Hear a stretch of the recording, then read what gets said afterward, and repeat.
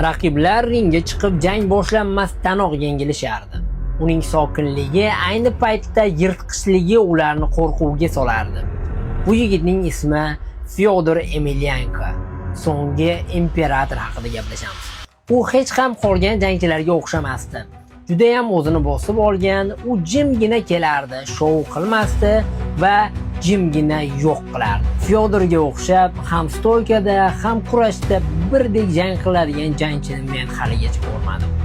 Fyodor 2000 va 2010-yillar orasida o'zining sport faoliyatini o'tkazdi va o'zining eng zo'r pik davrlarini o'tkazdi desak ham bo'ladi. Ko'plab ekspertlarning fikricha Fyodor tarixdagi eng zo'r jangchi. To'g'ri, Fyodor UFC tashkilotida urushmadi, lekin o'z davridagi eng zo'rlarini barchasini taslim qildi.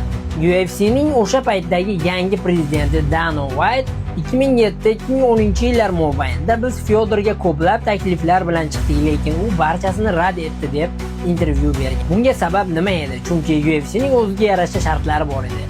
Emelianenko esa o'sha yerda ham qolgan jangchilarga o'xshamasligini ko'rsatib o'tgan. Ya'ni u barcha homiylik shartnomalarini o'ziga 100% tegishli bo'lishini va ko'plab ligalarda bir vaqtning o'zida ishtirok etishni xohlagan edi. Tabiiyki UFC bunga ko'nmadi va biz tarixdagi eng zo'r ligada eng zo'r jangchini janglarini tomosha qila olmay qoldik. UFC esa o'ziga boshqa yulduz topdi. Bu esa boshqa tarix va boshqa video. Yana ham qiziqarli kontentlar uchun obuna bo'lishni unutmang.